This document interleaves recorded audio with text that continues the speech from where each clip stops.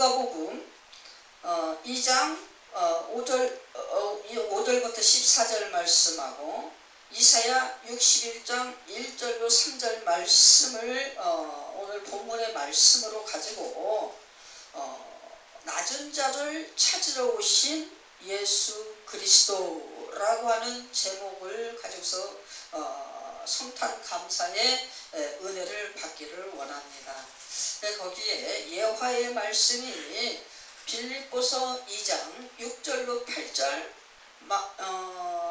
마태복음 25장 40절로 46절 말씀, 에베소서 2장 8절로 10절 말씀 같이 예화로 예문으로 오늘 같이 은혜를 받습니다. 우리 오늘 본문에서 누가복음 2장 1절로 8절 말씀을 우리가 들어가서 보면 로마 황제 가이사 아수르 정치 때에 아구스도가 이제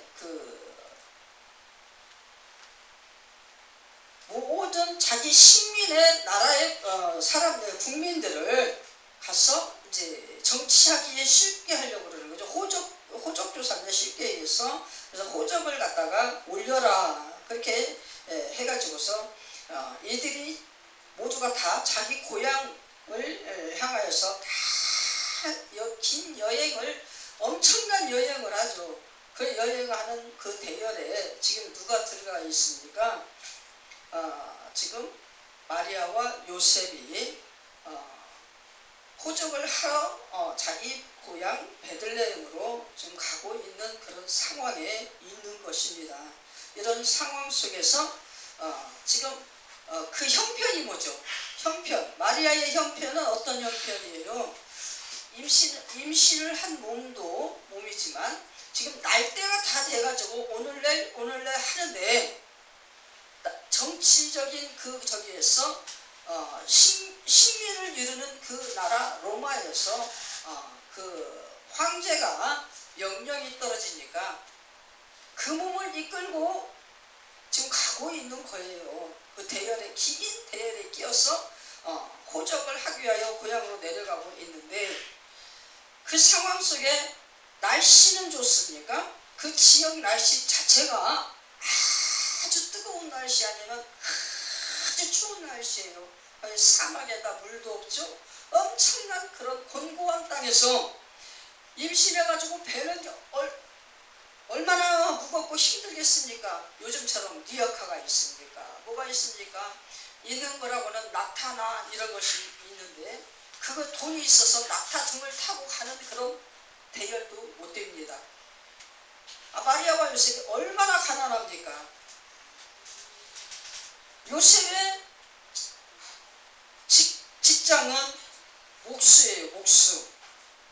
예수님도 역시 공생의 사역까지 이루고 십자가에 돌아가시는 그날까지 목수로서 아버지와 함께 그 일을 하다가 십자가의 그 역사를 이루신 그분이십니다. 이런 배경 속에서 예수님이 태어나게 되는데 일단은 뭡니까?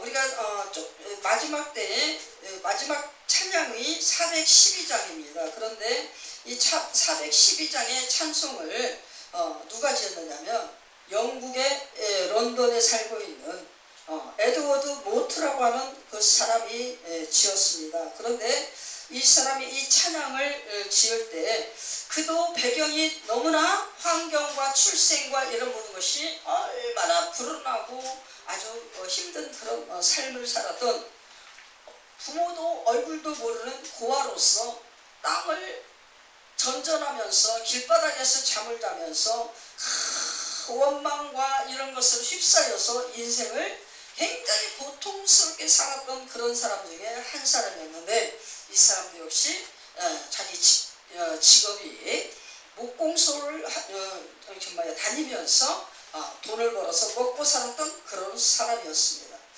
이 사람이 하루는 너무 힘들고 그런데 지나가다가 보니까 교회가 있어서 교회에 발을 디뎌놓고 가서 예배를 참석을 같이 앉아서 듣는데 거기에서 그 말씀을 통하여 거듭나라 하는 그 말씀을 통하여서 은혜를 받고 그가 새롭게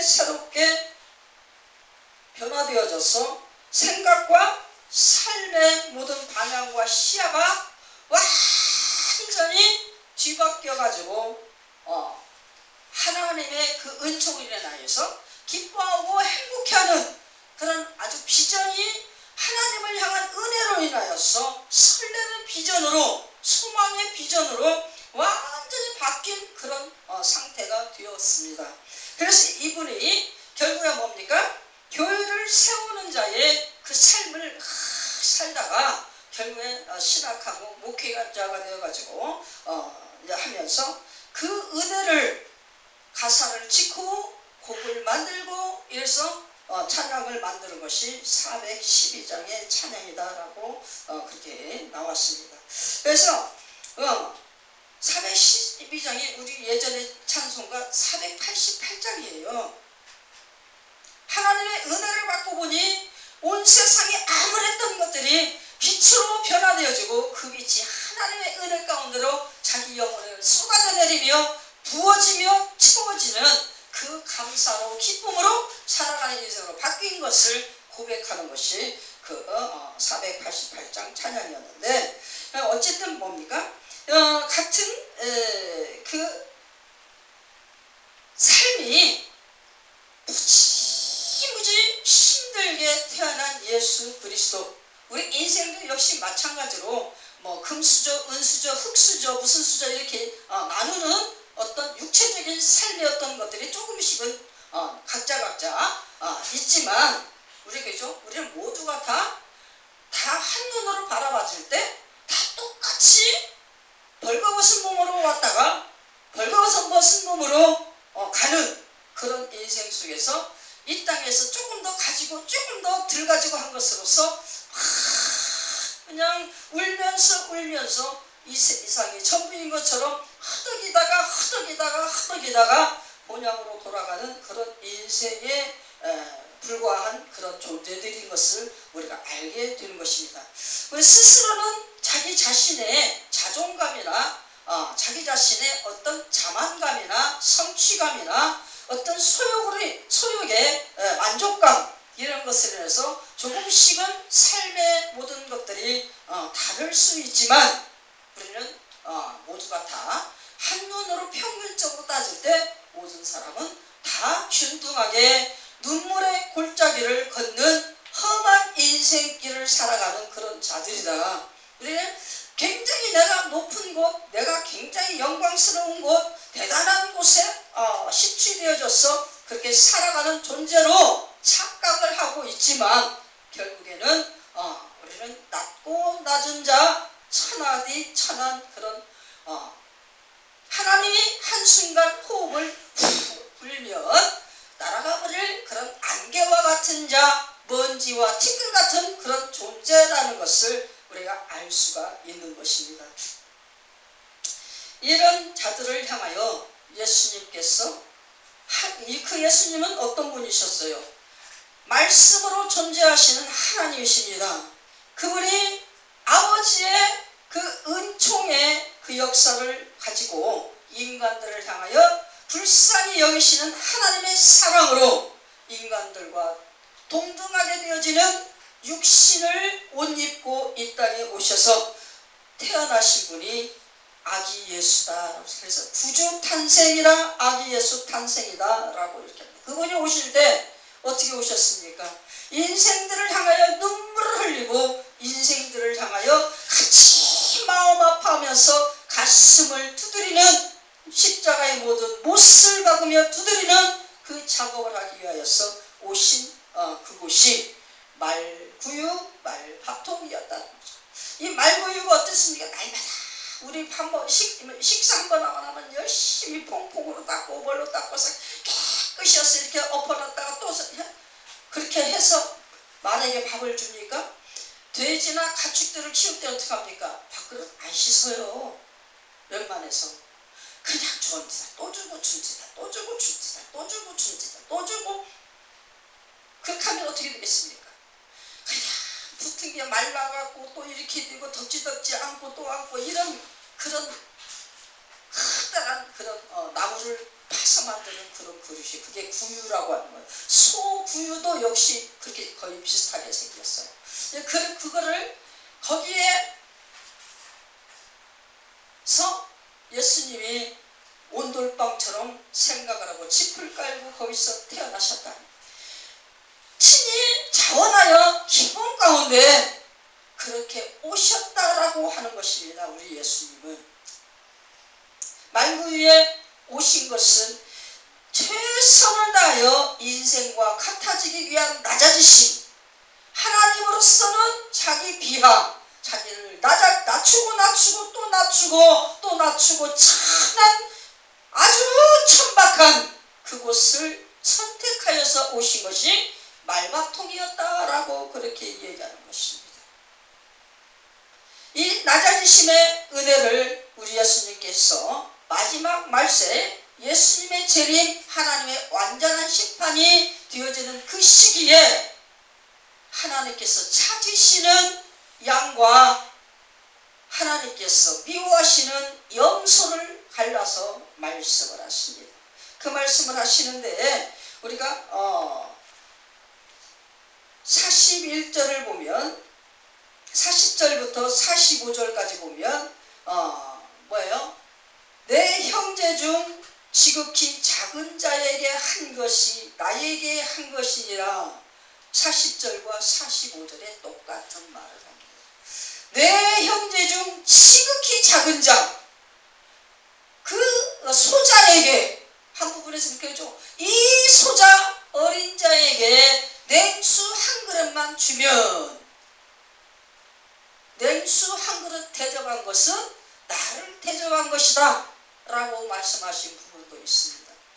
작은 자, 소자, 낮은 자, 이거 뭐예요? 이 모든 표현법이 하나님이 한마디로 얘기하실 때 보니까 하나님 앞에 겸손한 자, 하나님이 겸손한 자를 찾기 위하여 예수 그리스도를 가장 낮고 낮은 천한 말구유 밥통에 태어나게 하시고 인생 속에서 가장 저주스럽다고 하는 그 십자가에 못 박아 죽이시고 인생들의 모든 숨이 끊어져 소망이 없는 그 무덤을 만드셔서 그 수월에 들어가게 하시고 그게 하나님의 가장 인생들을 향한 불쌍히 여기시는 사랑의 표현법이다라고 우리에게 말씀하셨습니다.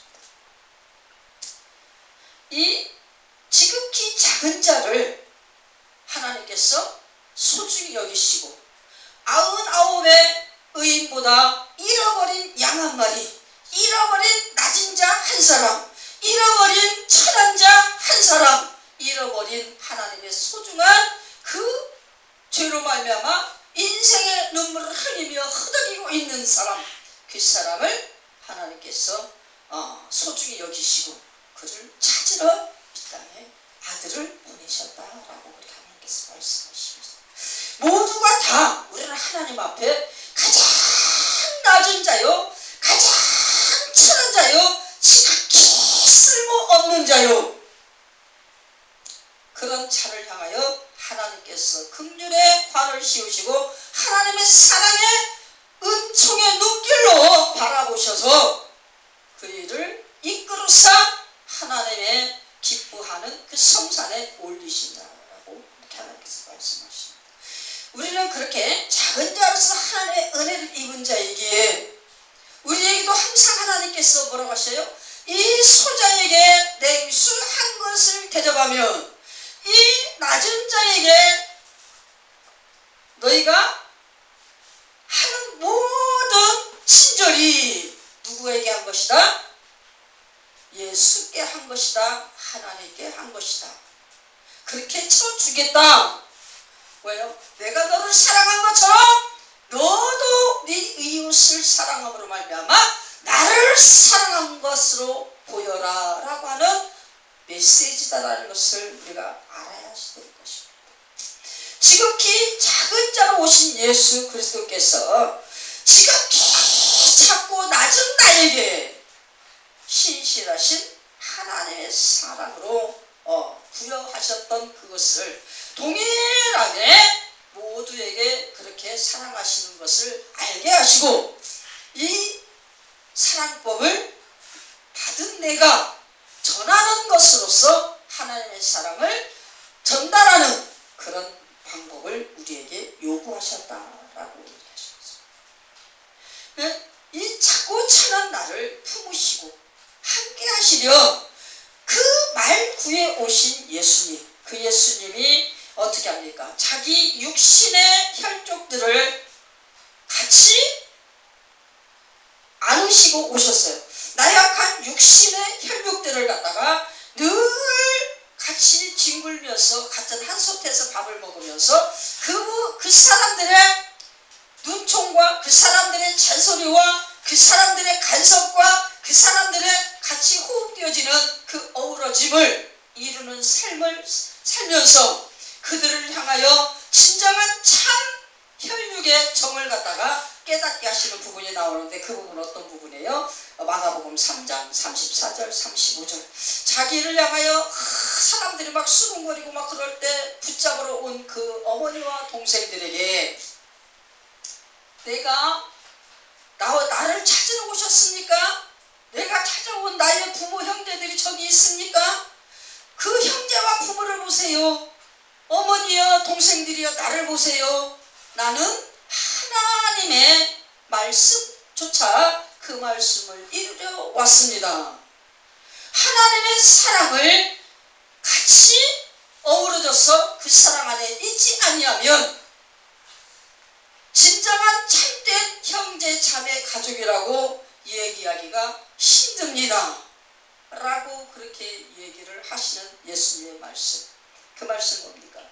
우리가 이 땅에 오는 목적은 하나님의 자녀가 되기 위하여, 하나님의 나라가 되기 위하여, 하나님의 나라의 시민이 되기 위하여 이 땅에 왔다라는 거예요. 진정한 우리의 아버지는 하나님이요, 우리가 진정으로 찾을 곳은 영원부터 영원까지 있는 영생권을 우리에게 주어진 그 하나님의 나라의 기업에 있다라고 그렇게 우리에게 알게 하시는 예수님의 그 적극적인 권유의 말씀이다라는 것입니다.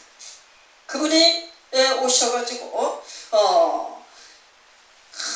뭡니까? 항상 그러죠. 그분이 공생의 사역에서도 자기 목숨을 많은 사람의 대속물로서 주고 인생을 섬기기 위하여 종으로서 죽는 그런 자로서 내가 왔다라고 계속 복음서에서 공생의 사역 기간 동안 3년 동안 자기 자신에 대해서 부르짖으며 소개하는 예수님의 그 사랑의 뜨거운 인간의 눈물 삼킴의 마음의 말씀을 우리가 볼 수가 있어요. 그 부분은 마가복음 10장 45절 말씀. 내가 많은 사람들을 위하여 내 목숨을 내어주러 왔다. 섬기러 왔다. 나는 미래를 왔다. 내가 죽어야 많은 사람이 산다. 일속적으로 그렇게 하시는 그 부분이 요한복음, 마태복음, 누가복음 가는 곳곳마다 이쪽 저쪽에서 그냥 나오지 않습니까? 그래 결론은 뭡니까? 에베소서 2장 8절부터 10절 말씀. 그 모든 것이 하나님의 은혜의 가운데 우리에게 주신 구원을 향한 그런 예수 그리스도, 그를 믿는 믿음 안에서 우리가 받은 하나님의 선물이다 라고 이렇게. 그건 뭐예요?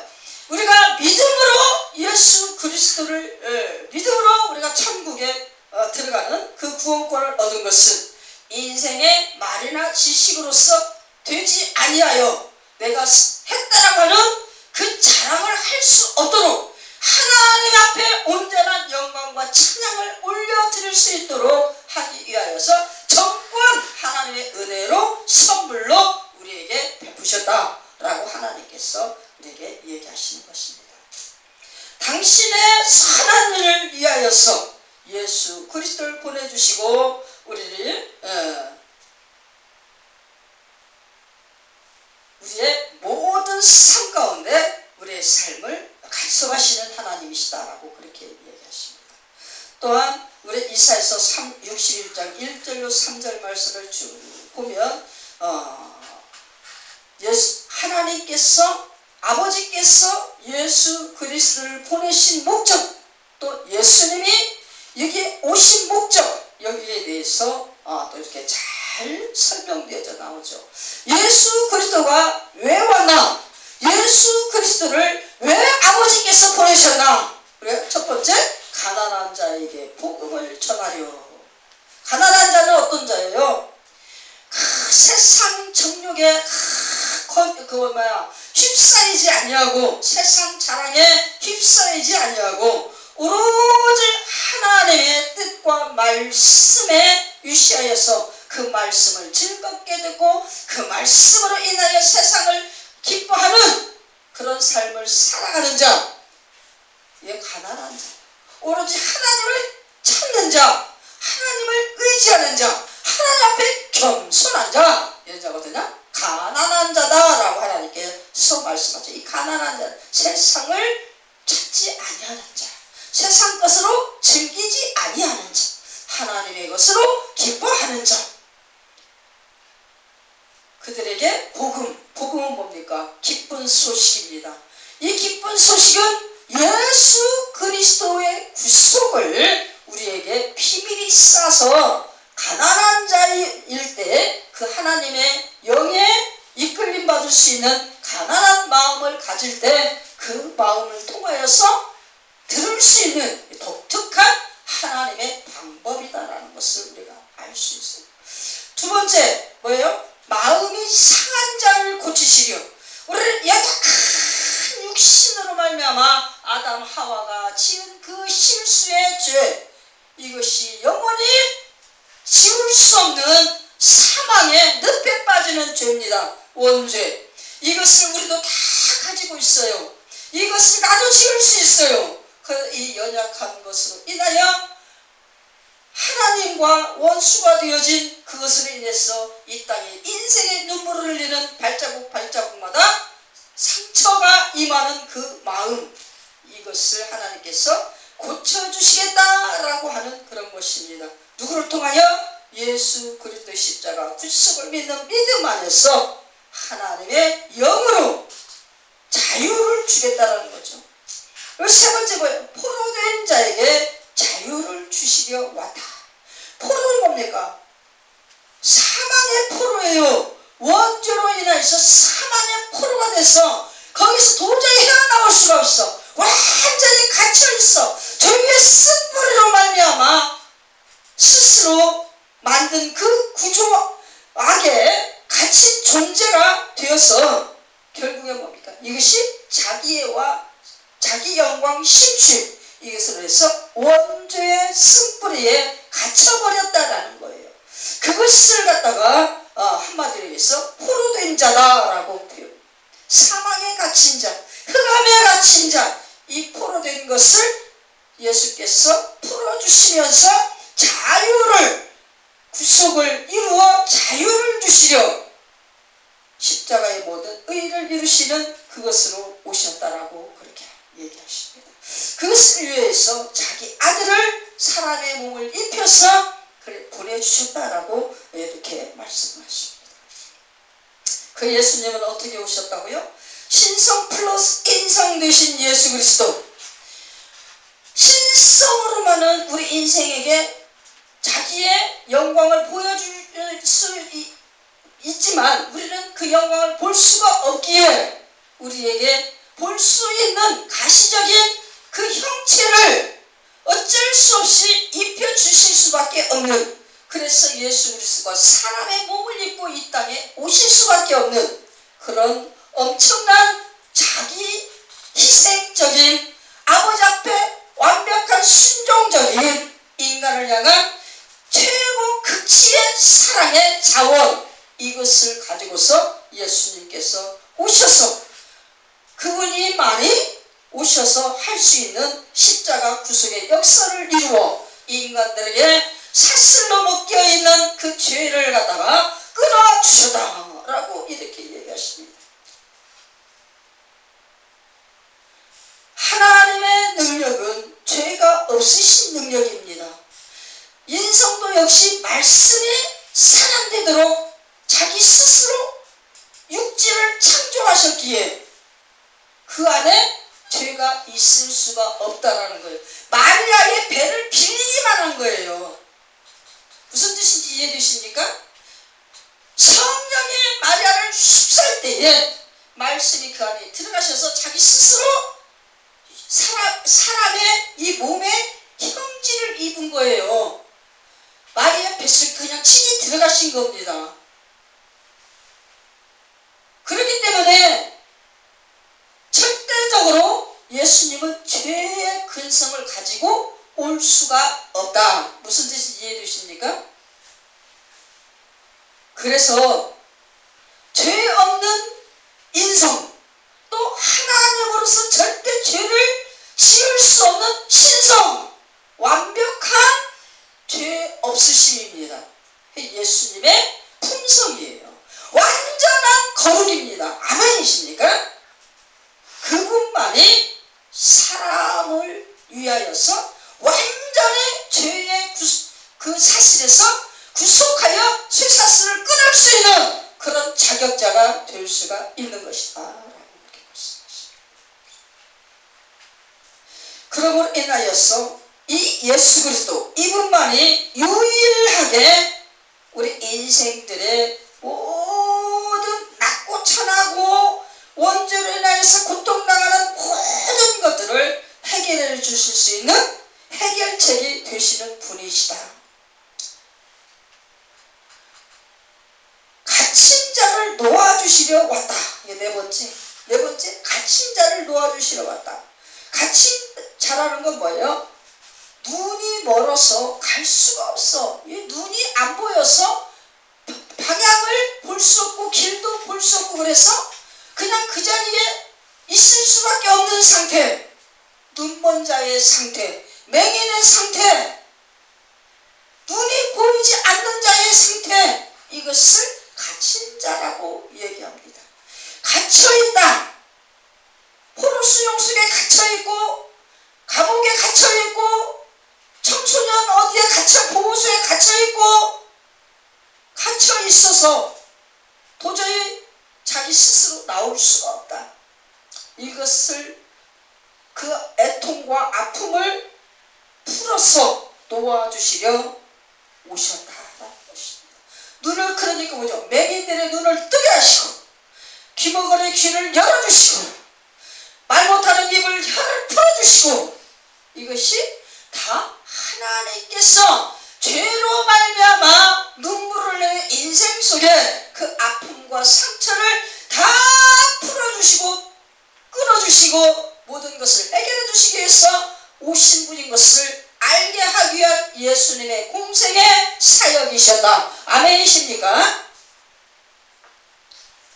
그 다음에 뭐요? 아까도 얘기했지만 모든 인생 속의 애환, 우리의 생로병사, 여러가지 환경적인 그 막 재난, 이런 뭐 내가 하고 싶어도 원해도 할 수 없는 것으로서 고통당한 이런 눈물, 슬픈 자 하면 뭐예요? 눈에서 눈물을 수 없는 인생입니다. 그 슬픈 자의 눈물을 어디에 병에 담아주시면서 눈물 한 방울 한 방울 어떻게 위로해 주시려 인생으로서 스스로 해결할 수 없는 모든 것들을, 육신의 모든 고통을, 인생의 모든 발자국의 눈물을 해결해 주시려 이 땅에 오셨다. 그게 뭡니까? 화관을 씌우시고 신하게 옷을 입혀주시고 찬송의 옷을 입혀주시고 우리 안에 모든 슬픔을 걷어내 주셔서 내 안에 하나님의 희락과 하나님의 기쁨과 하나님의 평화와 하나님의 기쁨의 화관을 씌워주셔서 모든 슬픔이 기쁨으로 찬양으로 노래로 환희로 바뀌어서 밝은 그 빛을 향하여 나아가도록 우리에게 오셨다라고 그렇게 얘기합니다. 이 부분을 어떻게 합니까? 기쁜 소식 복음을 갖다가 전하는 이 역사를 갖다가 왜 그죠? 누가복음 2장 8절부터 보면 쭉 또 이렇게 나오죠. 천사와 목자들이 등장하면서 천사들이 목자들에게 그 구주 메시아 나심을 알게 하면서 그 목자들이 쫓아갑니다. 그들의 입술을 통해서 그들의 입을 갖다가 나팔로 사용하셔서 온 세상에 복음의 나팔수로 하나님께서 사용하시는 그 모든 것들을 이렇게 보게 하십니다. 왜 예수 그리스도께서 말구에 오셔가지고 천한 그 역사를 친히 감당하시고 하신 이유는 우리 인생들의 눈물을 싹 닦아주시고 모든 아픔의 억압을 풀어주시고 모든 아픔과 그런 것을 해서 온 영과 몸이 상처로 고통당하는 이것을 다 고쳐주시려 예수님이 이 땅에 오셨다. 우리의 그 모든 상징은 뭐예요? 결국에 하나님과 화목된 관계를 이루어 세상의 아픔 속에서 구속해 주시고 세상의 죄 속에서 사망 속에서 모든 것을 풀어주셔서 자유를 주셔 하나님과 함께 기뻐하게 하는 이것을 위해서 우리 예수님이 오셨다는 것을 얘기하시는 것입니다.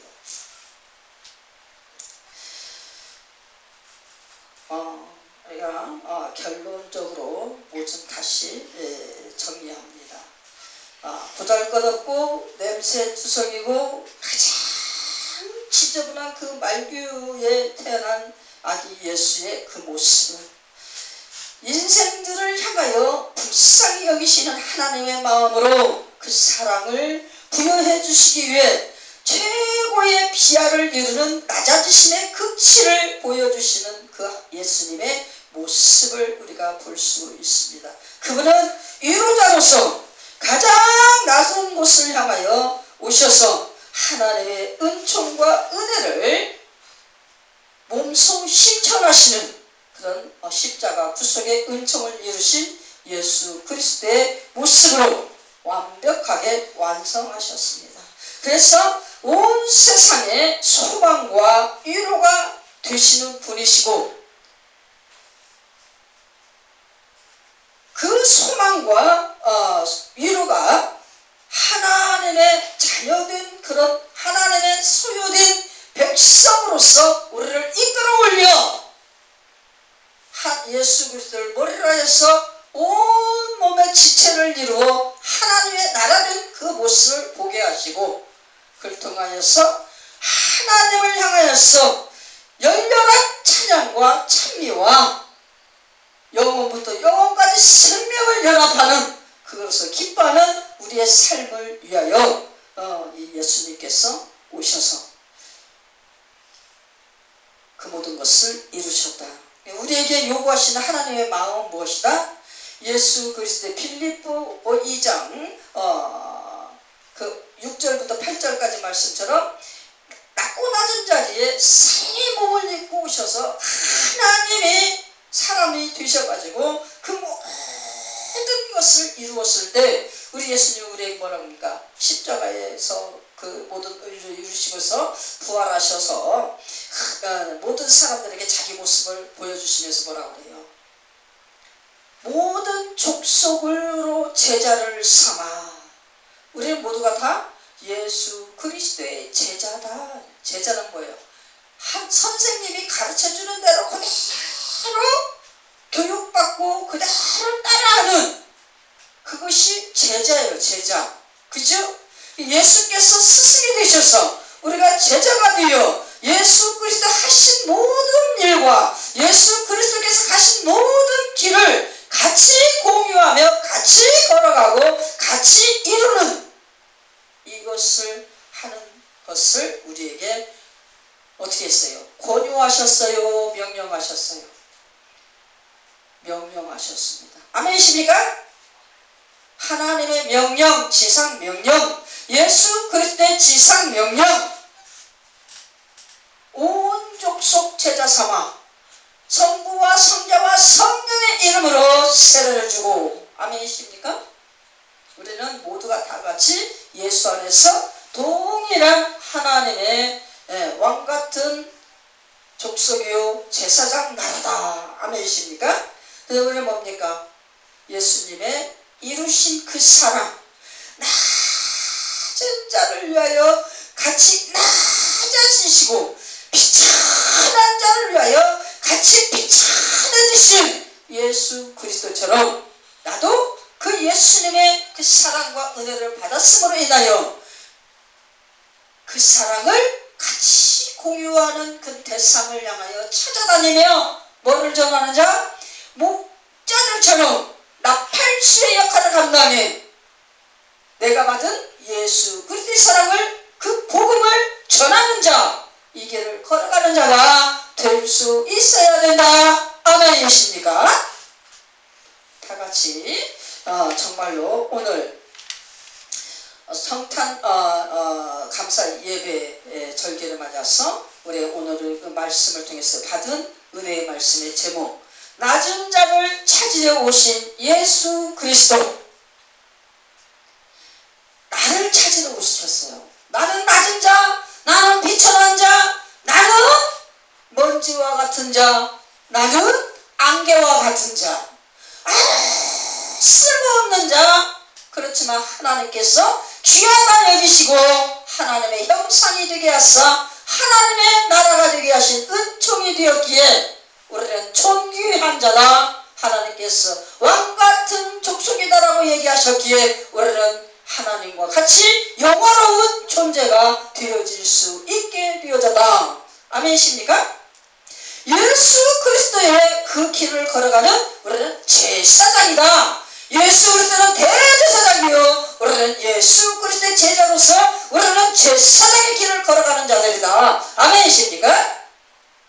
사랑을 실천해라 라는 거예요. 한마디로 너희의 모든 욕망을 십자가에 못 박고 가장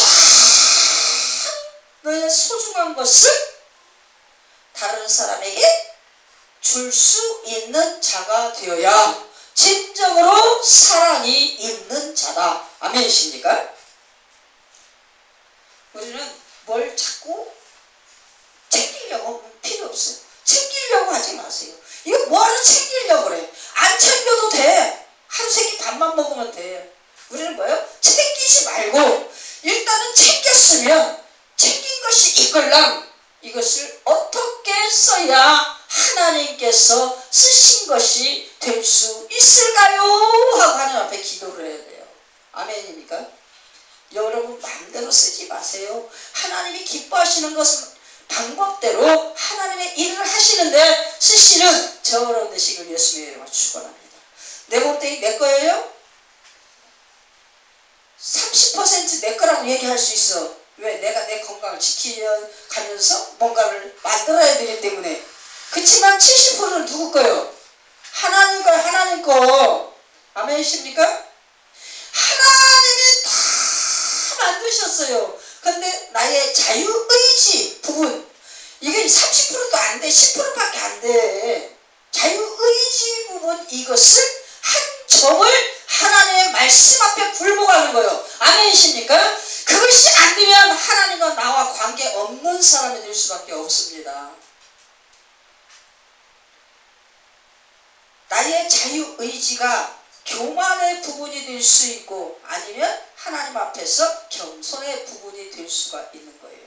그 부분을 하나님께서 시험으로 주신 거예요. 시험으로 하나님께서 택하는 그 과정을 이루기 위한 시험이에요. 백구덩이 같은 연단의 용광로입니다. 거기가. 여러분 아십니까? 이해되십니까? 자기의 자유의지를 내 마음대로 쓸 수 있지만 하나님께 물어봐서 하나님이 기뻐하시는 곳을 향하여 나의 자유의지를 활용할 수 있는 저와 여러분 되시기를 예수님의 이름으로 축원합니다. 찬송.